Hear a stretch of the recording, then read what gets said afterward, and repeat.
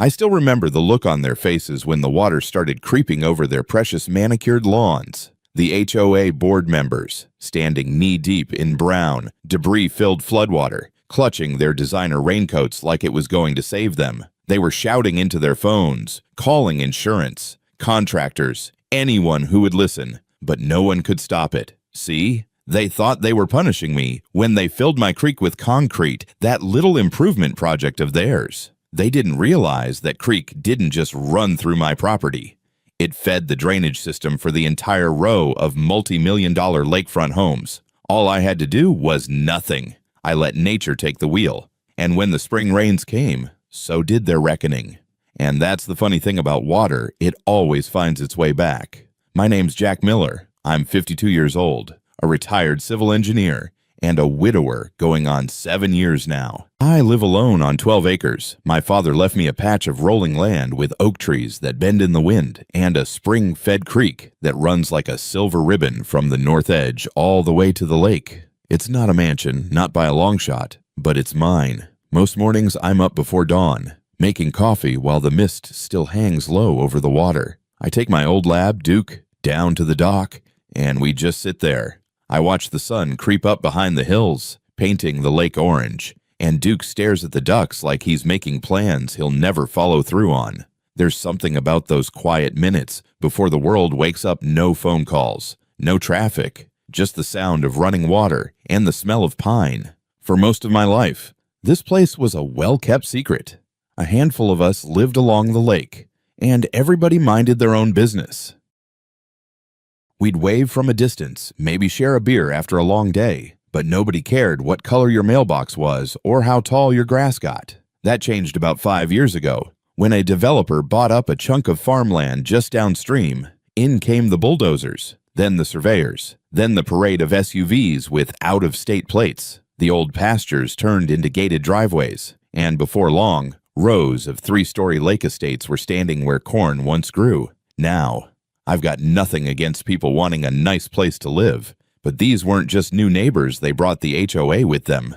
You could smell it before they even filed the paperwork. The first time I heard the term HOA president around here, I almost laughed. This wasn't a subdivision in the suburbs, it was rural county land. But sure enough, a few months later, there it was, the Lakeshore Community Association, with its glossy brochure promising standards and property value protection. And right at the center of it all was Karen Adams, late 40s, bleach blonde bob cut sharp enough to slice bread, sunglasses the size of tea saucers, and a smile that never reached her eyes. She'd moved into one of the biggest houses on the lake, a sprawling $5 million monstrosity with 3 decks and more glass than a downtown office tower. From day one, she acted like she'd been elected mayor of the entire lakefront. I met her officially at the first community mixer the HOA put on.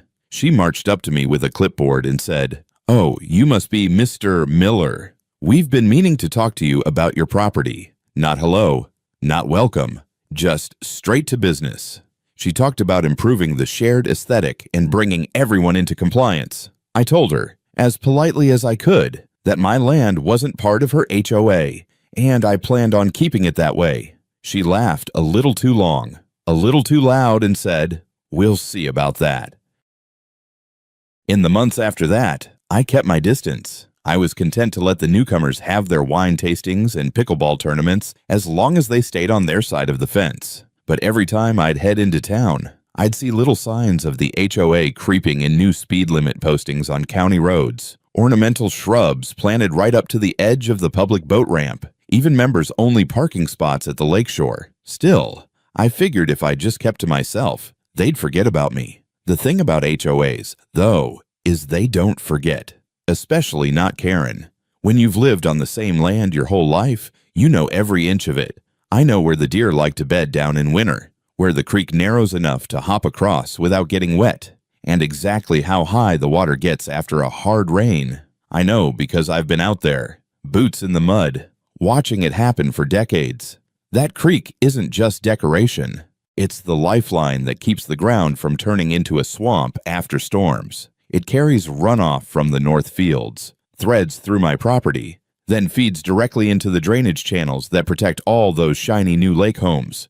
It's nature's own flood insurance, and it's been doing its job since long before the first HOA meeting was called to order. To me, it's more than a waterway, it's history. My dad used to fish in it as a boy, and I've got memories of catching my first trout there with him, knee-deep in cold water, our breath fogging the air. Even now, there's nothing like standing on that old wooden bridge I built myself, leaning on the railing, and watching the current swirl around the rocks. So when someone starts talking about redirecting it or making improvements, my ears perk up. And when that someone is an HOA president with a history of meddling, I start paying real close attention. Still, back then, I hadn't realized just how far Karen was willing to go. Life rolled on. I kept fixing up the dock, mowing when I felt like it, and ignoring the occasional glossy flyer that showed up in my mailbox. Duke and I would still make our morning rounds down the slope to check the bridge, up past the old tool shed, then back along the creek. Everything seemed the same, except for the feeling in my gut. It was a kind of pressure you can't quite name, like when you know a storm's coming even though the sky is clear. And as I'd soon find out, the first rumble wasn't far off. Let us know where you're watching from today, and if you're new here, don't forget to like this video and subscribe to join our growing community. It was a Tuesday morning in early March when I first realized the HOA had shifted from talk to action. I'd just come back from the hardware store with a box of deck screws and a new fishing line when Duke started barking. Not his "there's a squirrel" bark. This was the deep, steady one he used when something didn't belong. Through the front window, I saw a white SUV parked crooked at the end of my driveway. 3 people stood by the hood, talking in low voices. One of them tall, bleach blonde, sunglasses even though it was cloudy, was unmistakable. Karen Adams, clipboard in hand like she was inspecting a crime scene. By the time I stepped onto the porch, they were already walking toward me. Karen was flanked by a short man in a tailored vest and another woman I'd never seen before. The man carried a rolled-up map. The woman had a tablet. "Good morning, Mr. Miller," Karen said, voice sugary enough to rot teeth. "We're here to discuss some upcoming improvements in our community." I let the silence hang for a beat before answering. "My land's not in your community. Mrs.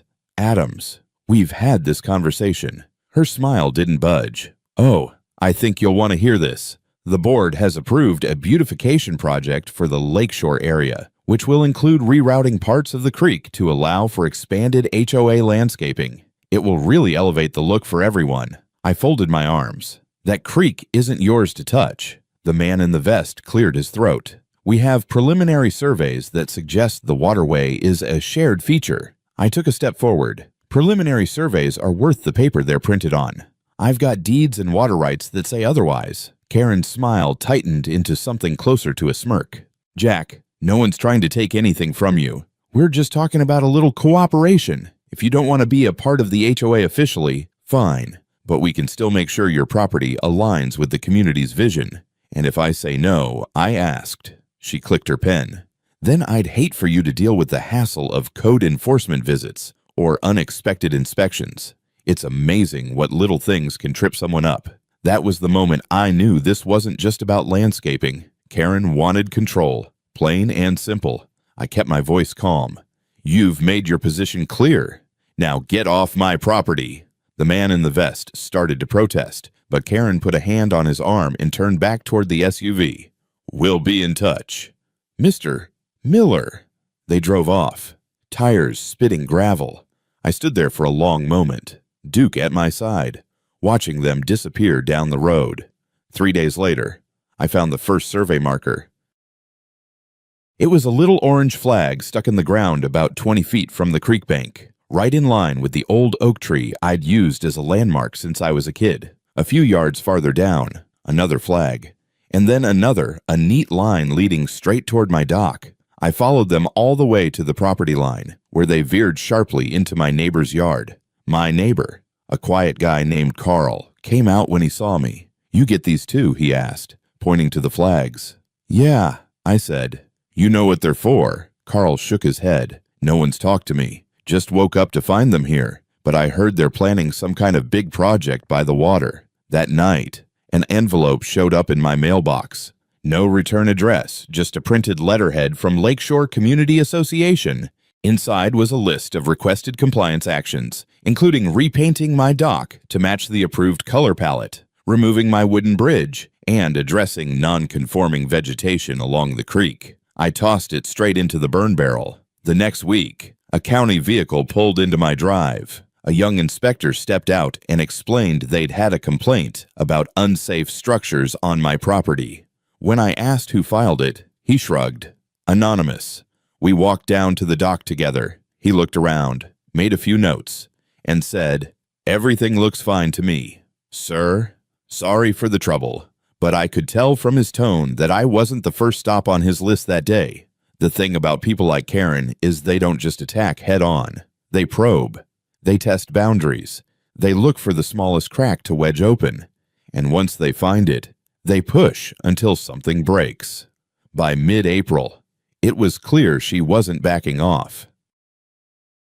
HOA landscapers showed up by mistake and trimmed the wildflowers along my creek bank down to stubs. A chain appeared across the shared road, forcing me to detour an extra mile to get to town. Someone even left a bright orange notice of violation sign in my driveway, not from the county, just something the HOA had mocked up.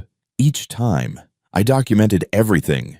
Photos, dates, even short videos on my phone. I didn't know yet what I'd do with it all, but I knew enough to keep records. Then came the kicker. One Saturday morning, I spotted two men in reflective vests standing knee-deep in the creek about 50 yards from my bridge. They were holding long poles and scribbling on clipboards. I called out, asking what they were doing. One of them mumbled something about hydrology assessments and kept working. Hydrology assessments. Out here, without telling the property owner, I felt that same storm warning pressure in my gut again.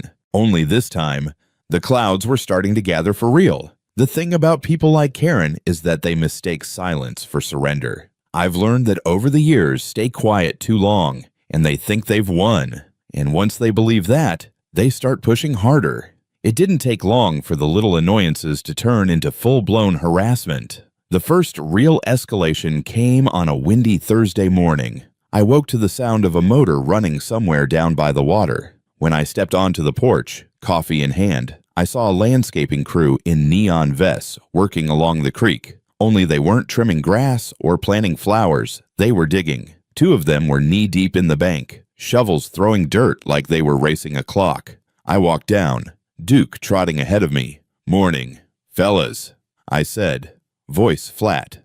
"Mind telling me what you're doing on my property?" The taller one froze mid-shovel. "We're with the Lakeshore Community Association," he said carefully. "Just doing some erosion control work." I pointed at the stake line. "That's the property boundary. You're 20 feet over it. Pack up and move on." They didn't argue. They just loaded the shovels into the truck and drove off. But not before one of them muttered something I couldn't quite hear. The next day, a letter arrived, this one, an official-looking envelope from the HOA's attorney. It claimed I was in violation of community safety standards for having an unpermitted bridge structure and an unsightly dock in visible disrepair. It warned of potential civil remedies if I didn't take immediate corrective action. I knew enough to recognize it for what it was, an intimidation tactic. Still, it stung. That bridge was something I'd built with my own hands, using reclaimed timber from my father's old barn. It had weathered 20 years of floods without a single repair beyond a fresh coat of sealant every few seasons. 2 days later, the chain across the shared road got a lock. Before, it had just been looped loosely for show, easy enough to unhook if you lived there. Now it was padlocked tight. I had to drive an extra 4 miles around the back roads just to get to the hardware store. When I asked the county about it, they shrugged. Turns out the HOA had gotten temporary traffic control approval for community safety. Carl, my neighbor, was just as irritated. "They're trying to box you in," he said one afternoon, leaning on the fence. "Heard Karen telling folks at the mixer you're a holdout like this is some kind of hostage negotiation." It didn't stop there. One morning, I found my mailbox door hanging open and my mail soaked from overnight rain. The latch had been bent like someone pried it with a screwdriver. A week later, someone dumped a load of gravel at the entrance to my driveway. No note, no explanation. The delivery company swore it wasn't them. And every few days, I'd find more of those little orange survey flags sprouting in my yard like weeds. The breaking point came one humid afternoon in May. I was down by the dock, sanding the railing, when Duke started growling low. I turned to see two kids, maybe late teens, on dirt bikes, tearing up the far bank of the creek. They were spinning their tires, sending chunks of sod into the water, laughing like it was a game. I waved them off, but they just revved louder. "Private property," I yelled over the noise. One of them shouted back, "Karen said it's community land." Then they sped off toward the subdivision. That night, I sat at my kitchen table with a notepad. I listed every incident since that first knock on my door dates, descriptions, photos. The list filled 2 full pages. Looking at it all laid out like that, I felt the slow burn in my chest turn into something sharper. They weren't just being petty. They were trying to wear me down, to make life so frustrating that I'd either give in or make a mistake they could use against me. But here's the thing Karen didn't understand. I'm not a man who scares easy. And I've spent a lifetime solving problems that involve water, weight, and pressure. I know how small changes in the right place can shift an entire system. By early June, I started noticing something strange. The creek's water level seemed off.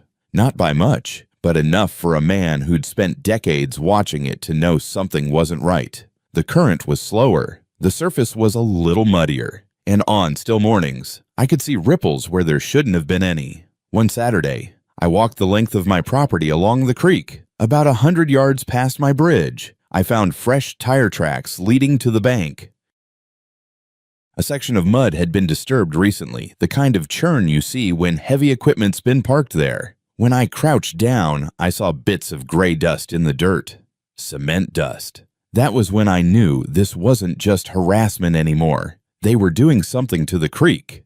And if they were doing what I thought they were, it wasn't just going to cause me trouble. It was going to backfire on them in a way they hadn't imagined. I stood there for a long time, the evening light turning the water gold. Somewhere in the distance, I could hear the faint hum of machinery. My hands tightened into fists without me thinking about it. The storm in my gut. Yeah, it was here now.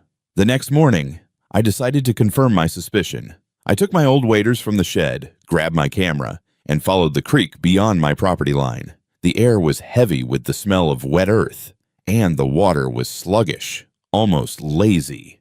Duke padded along the bank, stopping now and then to sniff at disturbed soil. About a quarter mile downstream, I found it. 2 men in hip waders were standing in the middle of the creek, up to their knees in murky water, working around a plywood form braced against the banks. One was pouring from a bucket. The other was smoothing something under the surface with a trowel. The smell of wet cement hit me hard. I didn't step into view right away. Instead, I crouched low behind a clump of willow branches and started snapping photos. Wide shots to show the location, close-ups to capture the tools, the fresh pour, the cement slurry swirling in the water. Then I zoomed in on their faces clear enough to identify.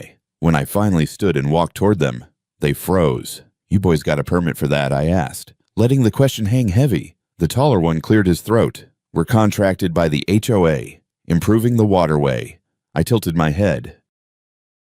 "By blocking it," the shorter man shifted uncomfortably. "We're just following orders." I pointed toward the bank, whose orders neither answered. They just grabbed their tools and started moving toward the pickup parked under a maple tree. I kept my camera up the whole time, snapping until the tailgate slammed shut and they sped off, leaving muddy tire ruts in their wake. Back at the house, I uploaded the photos to my computer, tagging each with the date and GPS coordinates. Then I dug out the old filing cabinet where I kept my father's property records. I found what I was looking for in a manila folder labeled Water Rights, Miller Property. The document was older than me, typed on yellowed paper. It was an easement agreement from 1948 signed by the county and my grandfather. It clearly stated that the creek was part of a regulated drainage system feeding into what was now the lakefront development.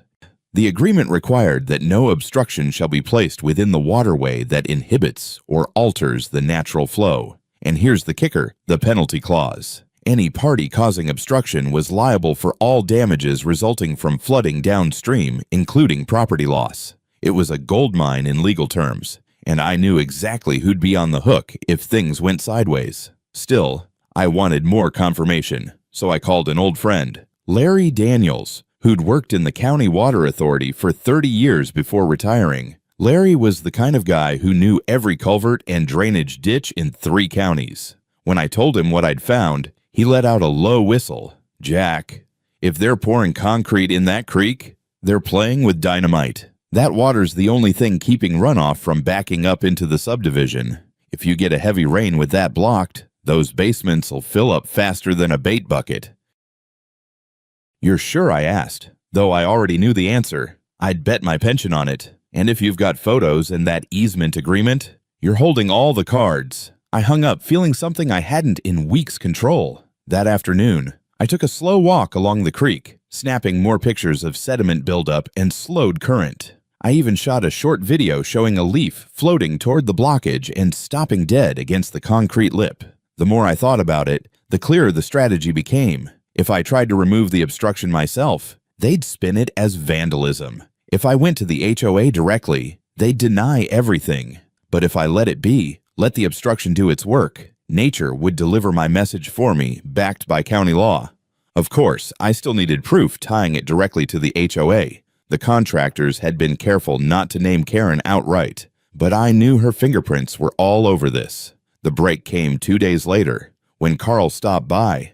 He was carrying a beer and a grin. "You'll want to hear this," he said, leaning on the porch railing. Turns out Carl's sister-in-law worked for one of the landscaping companies the HOA used. She'd overheard Karen herself bragging at a planning meeting about taking control of that creek problem and how a little concrete now saves a lot of headaches later. She didn't know about the easement, did she? I asked. Carl laughed. She didn't even know there was one. That was all I needed. Between the easement, the photos, the video, and the witness statement, I had enough ammunition to make her regret every step she'd taken onto my property. But I wasn't going to fire just yet. No, this was the kind of shot you take only once, and you wait until the conditions are perfect. I tucked the easement back into its folder, slid it into my desk drawer, and poured myself a glass of sweet tea. Outside, the sky to the west was darkening, the kind of thick, rolling clouds that promised a week's worth of rain, and all I had to do was nothing.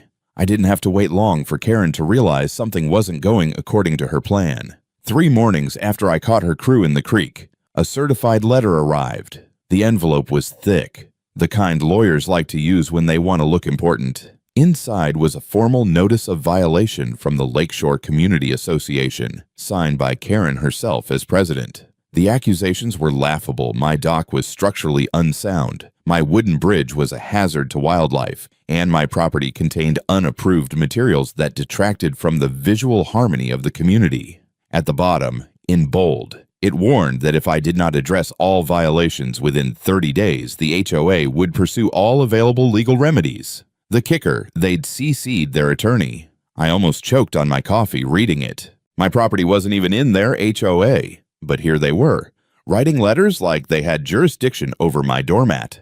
I decided not to respond. That silence must have irritated Karen because a week later, she upped the ante. It started with the fishing spot. I went down to the lake one morning and found the little bench I'd built, just a couple of planks nailed to a log frame, smashed to pieces. The boards were splintered, the frame kicked apart. Footprints in the mud led straight toward the subdivision. That afternoon, I noticed the pump that fed my garden irrigation wasn't running. When I checked it, the power cable had been cut clean through. I found the severed end lying a few feet away. Like whoever did it wanted me to see it. Petty, sure, but it was also calculated little inconveniences designed to eat at me. Then came the public show. One Saturday, Carl and I went to the general store in town.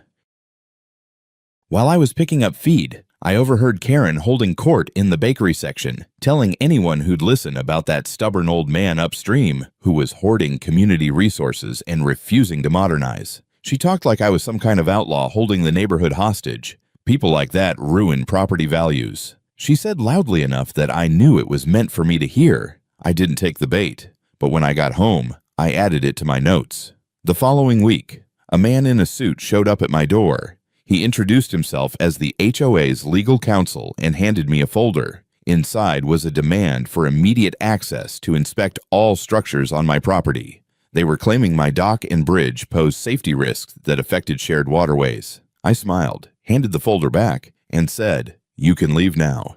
And don't come back without a court order." He left without another word, but I knew it wasn't the end. That night, Duke woke me up barking at something down by the creek. I grabbed my flashlight and walked the path to the bank. On the far side, in the shadows, I caught a glimpse of two figures in hoodies moving toward the subdivision. When I checked the creek bed in the morning, I found fresh footprints near the concrete blockage and more cement dust. They weren't just maintaining the obstruction now, they were reinforcing it. That was when the irritation in my gut turned to a cold, steady focus. The kind you get when you know a game is being played and the other side is about to walk right into their own trap. I decided to give them just enough rope. The next day, I drove into town and bought a fresh set of trail cameras. I placed one on a tree overlooking the blockage and another near the path from the subdivision. Both were motion activated, both camouflaged to blend into the bark. Then I sat back and waited. Within a week, I had exactly what I needed: crisp, clear footage of the same two workers I'd caught before, mixing cement and packing it into the creek bed. The timestamp, GPS data, and their matching uniforms were all in plain view. But the real prize came on the third night. Karen herself appeared on camera, standing on the bank in her oversized sunglasses even though it was nearly dark, pointing and gesturing while the workers nodded. She was directing the whole operation like she was hosting a backyard barbecue. I copied the files, backed them up in 3 places, and stored the originals in a safe. Meanwhile, nature was starting to notice their handiwork. The water upstream of the blockage was higher than usual for early summer, pooling into low spots along the bank. Downstream, the current was sluggish, algae beginning to bloom where the flow had slowed. It was exactly the kind of environmental impact the county took seriously. Still, I didn't call them not yet. I wanted Karen and her board to keep feeling safe, to believe they'd boxed me in. The heavier the rain when it finally came, the better. When the forecast turned in my favor, I made my final preparations, every document copied, every photo printed, every video clip labeled. I even drafted a simple cover letter addressed to the County Water Authority, the state environmental agency, and the HOA's own insurance provider. All I'd need to do was drop it in the mail. In the meantime, I kept my routine exactly the same: fishing in the mornings, mowing the field, waving to the few neighbors who still spoke to me. On the surface, it looked like I'd given up. Karen must have thought she'd won. I could tell by the way she strutted past my property in her tennis whites, stopping to inspect the creek like she owned it. She had no idea she was standing on the edge of her own undoing. And the storm clouds gathering on the horizon, she didn't see those either. By the time July rolled around, the sky had that heavy, swollen look it gets before the summer monsoons. You could smell the rain in the air even on clear days. And every evening, dark clouds gathered along the western ridge before breaking apart. The ground was already soft from weeks of light showers. All it needed was one real downpour. I spent that time tightening every bolt of my plan. First, I called Larry Daniels again. "You remember that easement?" I asked him. How could I forget? Sounds like someone's about to learn what strict liability means. I told him about the footage, the witness, and the new cement work. There was a pause on the other end. Then he said, "Jack, if you send that to the county with the weather forecast we've got coming, they'll be on that site so fast Karen's head will spin. But if you're looking for maximum impact, I am." I said, "Then wait for the first real flood risk alert. Let them panic while you're already holding the match." It was good advice. Next, I reached out to an old contact at the state's Department of Environmental Quality. I didn't give my name, just described a situation involving an HOA blocking a regulated waterway. She told me it was a major violation and that inspectors respond aggressively when there's active risk to downstream property. She also reminded me that violations can carry both civil penalties and personal liability for board members. That nugget was worth its weight in gold, especially for a woman like Karen, whose image was built on being the glamorous, untouchable face of the community. I made 3 identical binders, each thick with evidence, copies of the 1948 easement agreement, and all attached maps. Photographs of the blockage, from initial pour to the most recent reinforcement. Video stills of the workers and Karen on site. The trail camera footage itself, labeled and time-stamped. A sworn statement from Carl's sister-in-law detailing Karen's admission. Weather data and floodplain maps showing projected water flow if the blockage remained. Each binder went into a waterproof case. One stayed locked in my gun safe. The other two were sealed in mailing boxes, addressed to the County Water Authority and the state DEQ. All I needed was to signal a heavy rain forecast and I'd send them overnight. But I wasn't just playing defense. I wanted Karen to keep digging her own hole, so I baited the hook. One muggy afternoon, I walked down to the blockage while they were working and stood just far enough away for Karen to see me. She was in capri pants and a wide brim hat, directing the crew with that bossy hand wave of hers. I didn't say a word, just took out my phone, aimed it at the concrete, and slowly panned from the obstruction to her. Then I smiled, waved, and walked away. She yelled something after me, probably a threat, but I didn't catch it. That little performance was for her benefit, to make her wonder if I was bluffing or not. People like Karen hate uncertainty. It makes them careless. Sure enough, within a week, I heard from Carl that Karen was telling people the creek was completely under control and there's nothing Miller can do about it. Perfect. The day before the storm finally came, I drove into town for supplies. Folks at the feed store were buzzing about the forecast 3 days of steady rain, maybe more. I bought extra fuel for the generator, stocked up on food, and made sure Duke had enough kibble to last 2 weeks. That night, I walked the creek one last time. The blockage looked even bigger now. The water pooled higher than ever behind it. You could hear it pressing against the concrete, a dull, constant push.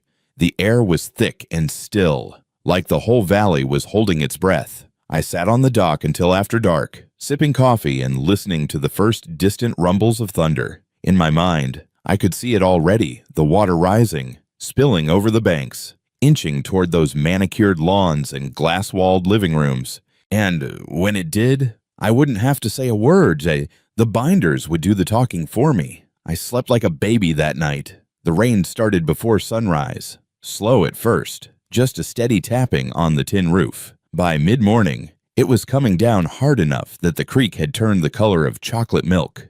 I stood under my porch awning, watching branches float past at a speed I hadn't seen in years. By the second day, the water was a foot higher than normal, lapping at the underside of my bridge. I checked the trail camera feeds from my laptop. They showed the blockage holding, the pool behind it swelling wider and deeper. Downstream, the water was crawling, barely moving at all. That was when I slipped the 2 mailing boxes into the back of my truck and drove to the post office. The clerk stamped them overnight, priority, and slid them into the outgoing bin. By the time the county and state opened those packages in the morning, the evidence would be undeniable. And if the weather held, the damage would already be underway. All I had to do now was sit back and let the water do what it's been doing for thousands of years, find its own path, no matter who tries to stand in the way. By the morning of the 3rd day, the rain had stopped pretending.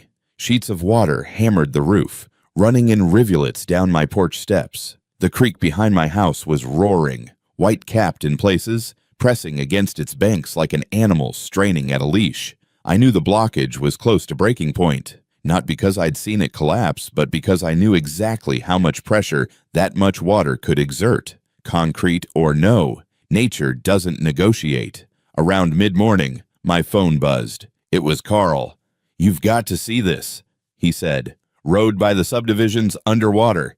They've got sandbags out front of the big houses."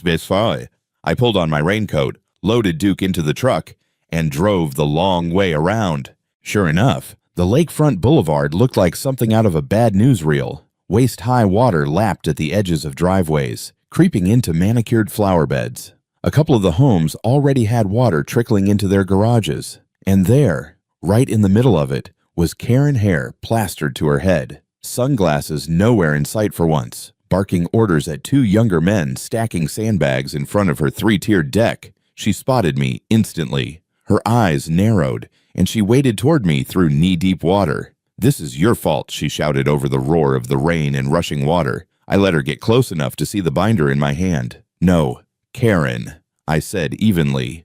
"This is your doing."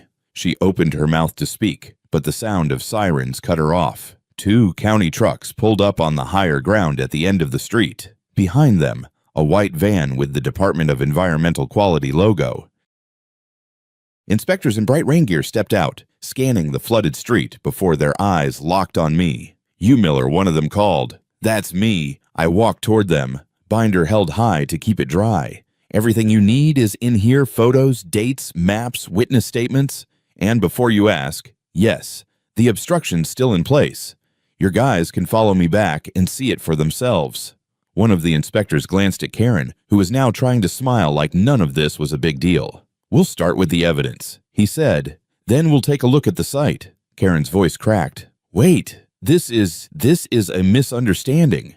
We were doing community improvements, ma'am," the inspector said. "If you've altered a regulated drainage channel without a permit, that's not a misunderstanding. That's a violation of state law." I could almost hear the gulp she swallowed. They followed me in a convoy back to the blockage. The trail camera was still in place, but we didn't need it now. The scene spoke for itself. The creek was backed up into a massive pool, the concrete structure holding like a dam. Water foamed and churned against it, spilling over the sides into the surrounding brush. The lead inspector shook his head. "This is a disaster waiting to happen." I handed him the printed easement agreement. "It's not just a disaster, it's also a breach of contract with the county, and I've got witnesses tying it directly to the HOA president. They took photos, measurements, even chipped a sample of the concrete for lab confirmation. One of them radioed for a crew to start an emergency breach. By the time they were packing up, Karen had arrived, slogging through the mud in brand new rain boots. "We can work this out," she said to the inspector, forcing a brittle smile. "There's no need for ma'am," he interrupted. "You and your board are being cited for multiple violations. You'll receive formal notice within 72 hours. In the meantime, this structure is being removed under emergency order." Her face drained of color. "You can't." He held up the easement I'd given him. "We can, and we are. I didn't stick around for the demolition. I'd seen enough concrete get torn out in my career to know how it would end. Instead, I drove back to my place, poured myself a coffee, and watched the rain ease off around noon. By the next morning, the creek was flowing free again, but the damage downstream was done. Several of the million-dollar homes had waterlogged basements, ruined flooring, and warped cabinetry. The HOA was already scrambling to explain to their insurance providers why the flooding didn't qualify as an act of God. I didn't have to lift a finger. The county and state handled everything, from enforcement to fines. And the best part, every conversation, every inspection, every citation was public record. Within a week, Karen stopped making her morning inspection walks. By the end of the month, a moving truck sat in her driveway. She left without saying a word. The lake looked quieter after that. When the rain finally let up for good, the valley smelled of wet earth and cedar. The air was still heavy, but the sky had cleared enough to see the ridge again. The creek behind my house was running strong, its current bright and fast, carrying away the last bits of silt from the blockage. For the first time in months, I felt like I could breathe without that low hum of tension in my chest. News traveled fast in a place like ours. By the time the DEQ issued their official report, most of the neighborhood already knew what had happened. The HOA board had been hit with state and county fines totaling 6 figures, not counting the cost of restoring the creek and repairing the downstream damage. Their insurance company wasn't covering a dime, thanks to the clear evidence of willful negligence. And Karen. She didn't last long after that. Rumor had it she tried to pin the whole thing on the other board members, but the trail camera footage with her standing at the site made that impossible. She put her house on the market 2 weeks later and vanished before the first open house. I can't say anyone missed her. Carl and I sat on my dock the day after she left, sipping beer and watching Duke nose around in the grass. "You realize you didn't actually do anything," he said, shaking his head. "That's the beauty of it." I told him I didn't have to. Nature did the heavy lifting. I just made sure the right people were watching. Life slid back into its old rhythm faster than I expected. The HOA seemed to shrink overnight without Karen's constant posturing. They focused on their own yards instead of mine. The chain across the road disappeared. No more survey flags sprouting in my grass. No more mystery gravel loads in my driveway. One evening in late August, I took my coffee down to the bridge. The water was low and clear, the stones on the bottom sharp in the golden light. I leaned on the railing I'd built with my father's old tools and thought about how close I'd come to losing this place, not because they had the power, but because I almost let them make me believe they did. People like Karen operate on one principle: if they can't control you outright, they'll try to wear you down until you give them permission. They don't expect you to stand your ground, and they sure as hell don't expect you to understand the system better than they do. The creek gurgled under my feet, and somewhere in the cottonwoods, a mourning dove called. Duke settled beside me with a sigh, the way dogs do when they know the day's work is done. A few weeks later, I got a letter from the County Water Authority, not a summons or a notice, but a thank you. They'd used my case as an example in a training session for new inspectors, a reminder of why easement laws exist in the first place. That letter's in my desk drawer now, next to the old easement agreement, not because I need proof anymore, but because it reminds me of something important when you've got the truth, the law, and a little patience on your side. You don't need to shout to win. These days, when I see the HOA folks at the general store, we nod politely and move on. They don't wave invitations in my face anymore. They don't ask me to modernize or beautify. And I don't bring up the flood. We all know what happened. We just leave it sitting there, unspoken, like a weathered log at the bottom of the lake, always there, even if you can't see it from the surface. I'm fine with that. Because out here, on my 12 acres, the creek is flowing free again. The dock is sturdy under my feet. And the only board meeting I have to attend is the one Duke and I hold at sunrise with a cup of coffee and the sound of water running past. Sometimes the hardest part of a fight isn't swinging back. It's standing still long enough for your opponent to beat themselves. When someone comes after what's yours, the instinct is to meet force with force. But patience can be sharper than any weapon. I could have ripped out that concrete the day I found it. I could have shouted, threatened, even taken them to court right then. But that would have made me the villain in their story. Instead, I let their arrogance do the work, let nature take the wheel. And when the time came, I had every piece of proof lined up. If there's one thing I'd tell anyone watching this, it's this: know your rights, keep your records, and never underestimate the quiet power of letting someone walk straight into their own consequences. What about you? Have you ever had to outweight someone who is gunning for you? Tell me your story in the comments, and if you're new here, hit that subscribe button. We've got plenty more where this came from.